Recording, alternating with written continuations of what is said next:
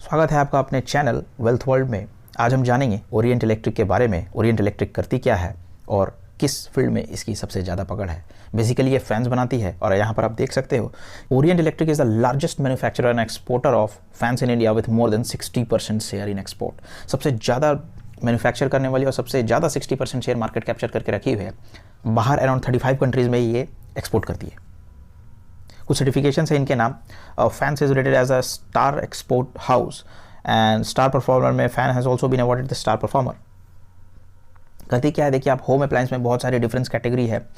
Mixer grinder हुआ, electric kettle, wet grinder, electric hand mixer, dry iron, fans में table fan, stand fan, ceiling fan, kitchens में air cooler में desert cooler, tower cooler, room heaters, water heater, exhaust fan, n number of product. आप जो product बोलो और ये product ये company बनाती है। बेसिकली ये कंज्यूमर इलेक्ट्रिकल सेक्टर पर ये कंपनी काम कर रही है। इससे जुड़ी सारी प्रोडक्ट्स ये कंपनी मार्केट पेनिट्रेट करना चाहती है और इन सब सारे सेक्टर पर अपना बिजनेस जमाना चाहती है।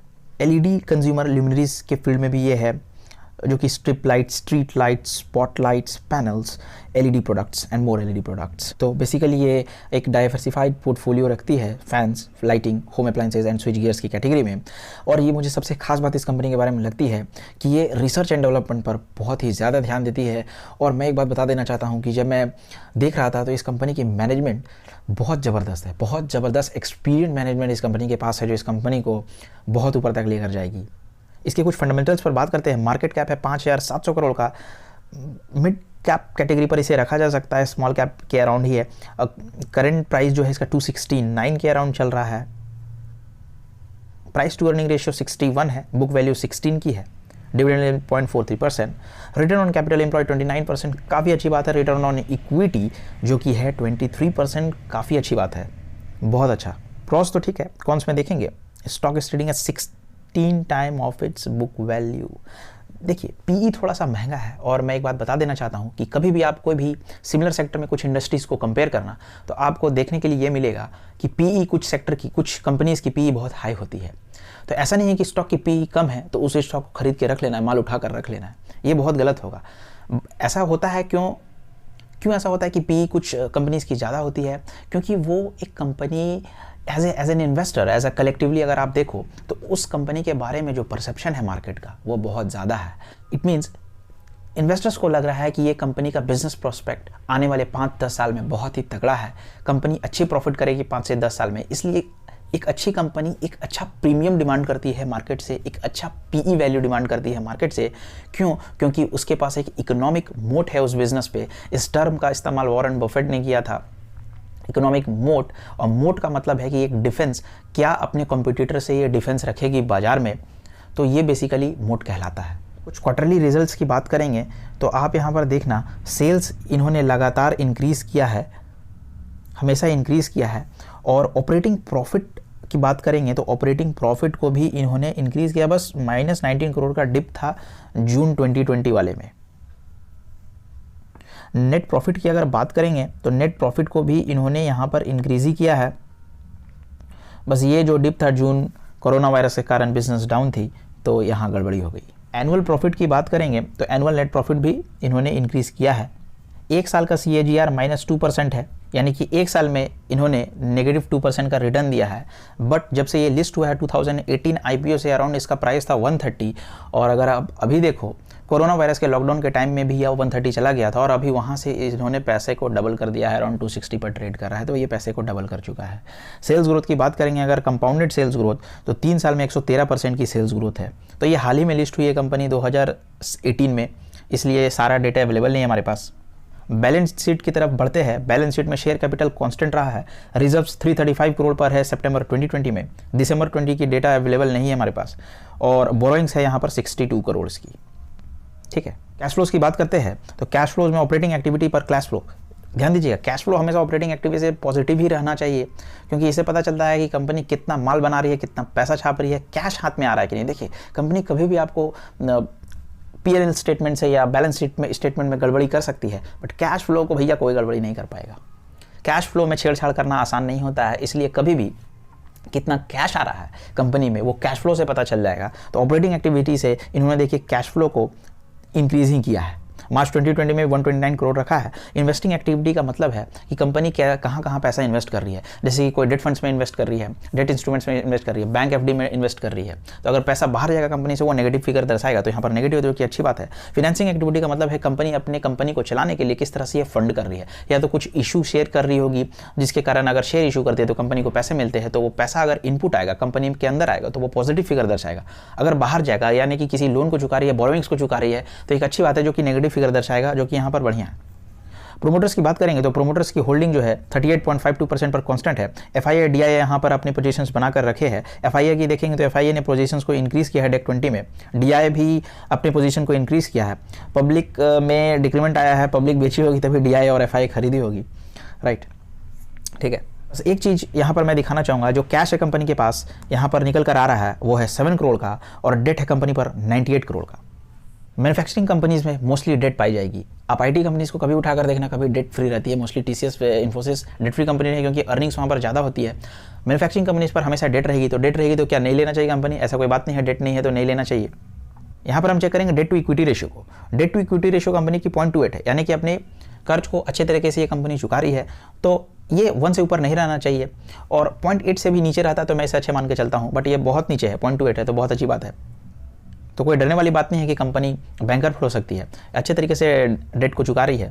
और कभी भी गलत टाइम पे, यानी कि कभी भी जब कोरोना वायरस जैसे कुछ क्राइसिस आती है तो कंपनी मोस्टली क्या होता है कि कंपनी के पास कैश रिजर्व्स रहना बहुत ज़रूरी होता है, तभी कंपनी अपने बिजनेस को ऑपरेट कर पाएगी, क्योंकि वहाँ पर रेवेन्यू बनता नहीं है। और अपने एम्प्लॉयज़ को, जैसे कुछ फिक्स्ड एक्सपेंस होते हैं कंपनी के, अगर एम्प्लॉय को आपको पैसा देना पड़ेगा, अगर आपके पास फैक्ट्री है, मशीनरी है, लाइट है, एसी सिस्टम है, एलिवेटर्स है, ये सब पे पैसे कंपनी के जाएंगे ही, तो कुछ जो फिक्स्ड एक्सपेंस है कंपनी को चुकाना पड़ेगा। तो वहाँ पर बचने के लिए आपके पास कैश रहना चाहिए, रिजर्व रहना चाहिए, तभी एक क्राइसिस सिचुएशन पर आप बच पाओगे। छोटी कंपनी में क्या होती है कि अगर उनके पास कैश नहीं होती है तो वो कंपनी बैंकरप्ट हो जाते हैं, उनके पास सफिशिएंट कैश नहीं रहती है बिजनेस को ऑपरेट करने के लिए, और वो बैंकरप्सी फाइल कर देती है। तो ये बहुत बढ़िया है उस नज़र से। बस एक चीज़ जो कंपनी में मुझे थोड़ा सा गड़बड़ी लगा, ओरिएंट इलेक्ट्रिक बहुत बढ़िया ब्रांड है दोस्तों। ओरिएंट इलेक्ट्रिक का मैं खुद कंज्यूमर रहा हूँ, आप फैन यूज़ करते होंगे घर में। मैं इनफैक्ट जनवरी में ऑर्डर किया था ओरिएंट इलेक्ट्रिक का गीज़र। यस, गीज़र के लिए मैं जब सर्च करा था फ्लिपकार्ट पर, तो मुझे लगा कि कौन सी कंपनी बढ़िया रहेगी, तो ओरिएंट इलेक्ट्रिक को मैं यूज़ किया। बहुत ज़बरदस्त शानदार सर्विस है उनकी, और बहुत बढ़िया प्रोडक्ट वो बना रहे हैं। बस यहाँ पर थोड़ा सा गड़बड़ी है कि शेयर प्लेजिंग की बात देखें तो यहाँ पर जो मार्च 2021 के महीने में जो था वो 15.61 था, जून में 15.61 था, और अभी देखो इन्होंने शेयर को प्लेज कम किया है, प्लेज परसेंटेज कम किया है। प्लेज होने का मतलब है कि शेयर को गिरवी रखा गया है, हो सकता है पर्सनल बोरोइंग के कारण, या हो सकता है कंपनी के बोरोइंग के कारण इन्होंने शेयर को प्लेज करके रखा है। तो बस ये थोड़ी सी ये बात है मुझे जो थोड़ी सी इस कंपनी में लग रही है दिक्कत, शेयर प्लेस्ड है, बट मैं तो खुद इस पर बुलिश हूँ ओरिएंट इलेक्ट्रिक पर, तो मेरा एक ज़रूर अच्छा खासा इन्वेस्टमेंट ओरिएंट इलेक्ट्रिक पर जाने वाला है। शेयर प्लेज को हम देखेंगे कि जब ये नेक्स्ट क्वार्टर अपना फाइल करती है तो क्या प्लेज कम होती है या बढ़ती है। अगर बढ़ेगी तो ये अच्छा साइन नहीं है, कम होगी तो ये बहुत अच्छा साइन है। और ये ओरिएंट इलेक्ट्रिक एक बहुत ज़बरदस्त कंपनी है, और मैं इसलिए बोल रहा था क्योंकि इसके मैनेजमेंट की जब आप रिकॉर्ड देखोगे तो एक बहुत ही ज़बरदस्त एक्सपीरियंस मैनेजर कंपनी को चला रहा है। देखिए इसके जो मैनेजिंग डायरेक्टर है मिस्टर राकेश खन्ना, इनका जब आप प्रीवियस एक्सपीरियंस एम्प्लॉयमेंट देखोगे तो वो जंबो इलेक्ट्रॉनिक के हेड रहे थे, Sony and IT products UAE के वहाँ पर हेड रह चुके थे। मिस्टर अतुल जैन जो कि एग्जीक्यूटिव वाइस प्रेसिडेंट है फैंस बीयू इंटरनेशनल बिजनेस के, इनका प्रीवियस एम्प्लॉयमेंट रहा है लीको टेक्नोलॉजी के CEO and head of India operations रह चुके थे। मिस्टर श्रीहरि के बारे में देखो तो जो सीनियर वाइस प्रेसिडेंट इनोवेशन के, इनका जो ट्रैक रिकॉर्ड है प्रीवियस एम्प्लॉयमेंट है फिलिप्स लाइटिंग इंडिया लिमिटेड के VP and global research and development head professional रह चुके थे। इनके जो सीएफओ है फाइनेंशियल ऑफिसर वो उषा इंटरनेशनल के सीएफओ रह चुके थे। और executive vice president mister Puneet की बात करो तो ये क्रॉम्पटन ग्रीव्स के जनरल मैनेजर सेल्स रह चुके हैं। VP and head manufacturing hero cycles के रह चुके हैं।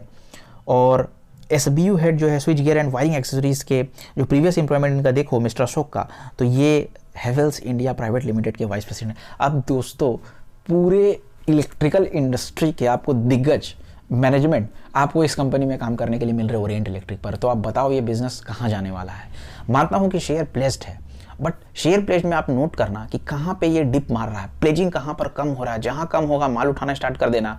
मैं तो इनफैक्ट अभी से ही माल उठाना स्टार्ट कर दिया हूँ, क्योंकि इन्होंने प्लेज को, शेयर को अपना कम कर दिया है। ऐसा नहीं है कि शेयर प्लेज करके रखा है तो कंपनी खराब है, जीरो प्लेज्ड है तो कंपनी बहुत अच्छी मानी जाती है। प्लेज है थोड़ी सी तो रीज़न पता लगाना होगा कि क्यों प्लेज है। जीरो प्लेज्ड है तो कंपनी ठीक है, प्लेज है कंपनी में तो मोर देन 15 से 20% प्लेज ऊपर नहीं जाना चाहिए, तब ये दिक्कत वाली साइन है, राइट। तो ये आने वाले समय में कब देखते हैं कि ये प्रोमोटर किस तरह से अपने प्लेज्ड शेयर को कम करती है। और फिर आप देखो कि मिस्टर रवि चोपड़ा जो वाइस प्रेसिडेंट ह्यूमन रिसोर्स के सैमसंग इंडिया से है, SBO head appliances mister Pushp LG electronics से है, और vice president assistant vice president Mrs Neetu Jaiswal ये Spencer's retail vice president marketing से है। तो बहुत बढ़िया मैनेजमेंट है। ये कहाँ पर राइट प्राइस होना चाहिए बाई करने का, मैं तो दोस्तों यहाँ से डिप में स्टार्ट कर दिया हूँ लेना, और नीचे तक मैं ओरिएंट इलेक्ट्रिक को भैया खरीदता रहूँगा। और 245 के अराउंड आप यहाँ पर देखो तो एक अच्छा बन रहा है। बाजार वहाँ तक जाएगी कि नहीं जाएगी ओरिएंट इलेक्ट्रिक, ये किसी को पता नहीं रहता है। तो ये एक अच्छा वहाँ पर मुझे एक सपोर्ट बनता दिखेगा 245 के अराउंड, वहाँ पर और माल उठाया जाएगा। बट मैं यहाँ से लेना स्टार्ट कर दिया हूँ धीरे धीरे। ओरिएंट इलेक्ट्रिक मुझे लग रहा है कि आने वाले समय का नेक्स्ट प्रेस्टीज बनेगा, टीटीके प्रेस्टीज, जो कि अराउंड 100 रुपीज़ पर ट्रेड करता था 2009-2010 में, और वो अभी 7200 पर ट्रेड करता है। यानी कि आपके पैसे को इंटू 72 कर चुका है वो 9 से 10 साल में। यानी कि 10 लाख को बनाया है वो 7 करोड़, और 1 लाख को बनाया है 70 लाख।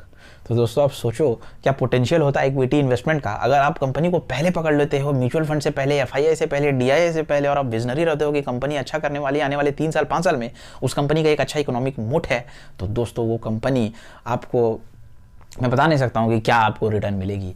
इसी जर्नी में हम और आप लगे रहेंगे, देखेंगे कि कौन सा स्टॉक हमें बनाता है मालिक और कौन सा स्टॉक हमें ले जाता है नीचे। तो दोस्तों बने रहिएगा इस चैनल पर, सब्सक्राइब जरूर कर लीजिएगा, क्योंकि आपको फिर मिलेगा नहीं भैया, आप खोजते रह जाओगे मुझे कौन सा चैनल वो देखा था, बहुत बढ़िया से एनालिसिस की गई थी, फिर मैं मिलूंगा नहीं। इसलिए सब्सक्राइब करके ऑल वाला बटन जरूर दबा लेना। आप सब्सक्राइब करोगे पर्सनलाइज पर रहेगा, सारी नोटिफिकेशन मिलेगी नहीं, आप देख नहीं पाओगे। ऑल पर जरूर प्रेस कर लेना। इस तरह से मैं वीडियो लाता रहूँगा। मिलते हैं नेक्स्ट वीडियो में, धन्यवाद।